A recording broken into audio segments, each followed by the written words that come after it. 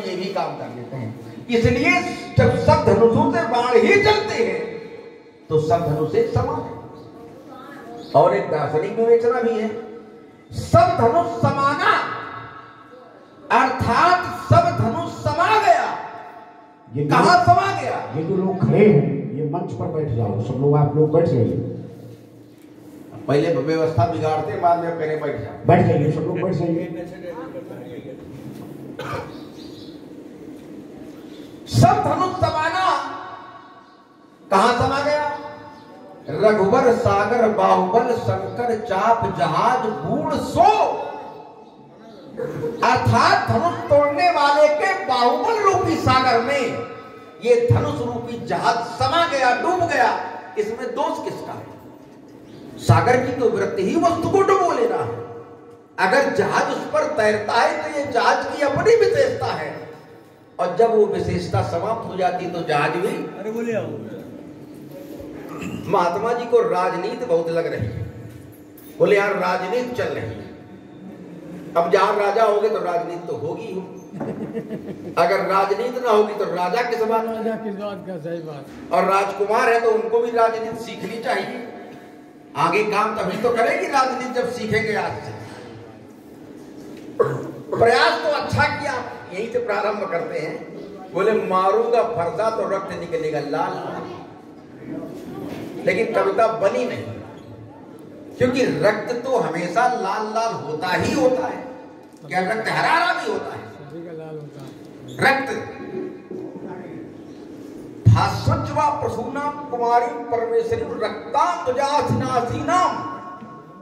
गायत्री के साधक ये जानते होंगे, ब्राह्मण देवता हैं, ये तो साधना करते होंगे कि जब गायत्री का ध्यान किया जाता है तो कहा जाता है रक्त अंबुज आसन पर विराजमान है, अर्थात रक्त का अर्थ ही लाल से है। रक्ताम माल्याम बरधराम, रक्त वर्ण की माला पहनी हुई है, तो वहां लाल लाल की आवश्यकता क्या? तो वो ऐसे भी लाल लाल है, इनका का हरा हरा निकलता हो तो इसीलिए लगता हो कि लक्ष्मण का लाल लाल निकलेगा। और राजनीति बड़ी बढ़िया है। थोड़ी देर पहले गुरु जी से कह रहे थे कि हम भूल जाते हैं, ये भी प्रदर्शन दिखाई पड़ रहा कि हम आज भूल जाएं। अब देखो जरा, महात्मा जी ने अपनी पूरी परिस्थिति का वर्णन किया। कहा कि हमने पूछा राजा जनक से, कौन जड़ जनक धनुष के तोरा वेग दिखाओ मूल नत आजू उल्टो में ही लगता और आजू। अब देखना जरा, इसको कहते हैं भूलने वाली बात। हम कहेंगे कि राजा जनक से कह रहे हैं कि अगर धनुष तोड़ने वाला ना दिखाया गया तो हम तुम्हारे राज्य की भूमि को उलट देंगे। धनुष तोड़ने वाला इनका लक्ष्य है। और श्री राम से कह रहे हैं कि धनुष तोड़ने वाला अगर बाहर न किया गया, हमसे न मिलाया गया तो राजा मारे जाएंगे। एक ही काम है, एक ही लक्ष्य है, लेकिन एक ही लक्ष्य की प्राप्ति न होने पर परिणाम अलग अलग दो है, दंड विधान अलग अलग दो है। ये कौन सी राजनीति? इसीलिए राजनीति आती तो है नहीं, तो ऐसे उल्टी सीधी बातें करते हैं। राजनीति अगर जानते होते तो सीधी सीधी बात करते कि धनुष तोड़ने वाला ना मिला तो या तो भूमि को उलट देंगे या तो राजाओं को मारेंगे। लेकिन दोनों बातें हैं, धनुष तोड़ने वाला ना मिला तो राजा जनक का राज्य की जहां तक भूमि है वहां तक की भूमि को उलट देंगे। और इधर अगर राम जी से कह रहे हैं कि धनुष तोड़ने वाला ना मिला तो सब राजाओं को मार देंगे।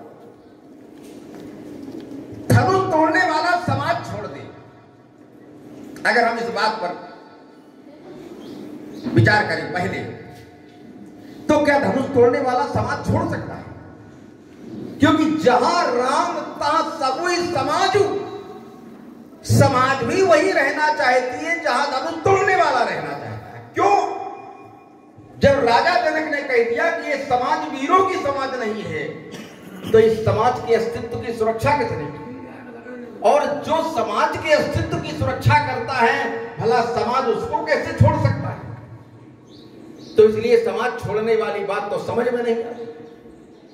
दूसरी ओर महात्मा जी ने कहा था, अगर राजा जनक ने इनको धनुष तोड़ने वाला नहीं दिखाया, नहीं बताया, तो ये क्या करेंगे? जहां तक उनका राज्य वहां तक की भूमि को उलट देंगे। देखना, जब जब पृथ्वी पर आपत्ति आती है, जब जब पृथ्वी पर समस्या आती है तो पृथ्वी अपनी समस्या के समाधान की अपेक्षा रखती किससे है? अक्षय देख धर्म के ग्लानि। एक बार पृथ्वी पर समस्या आई तो परम सभी धरा अकुलानी। तो क्या किया? धेनु रूप धरी हृदय विचारी गई तहां जहां सुर मुनि धारी।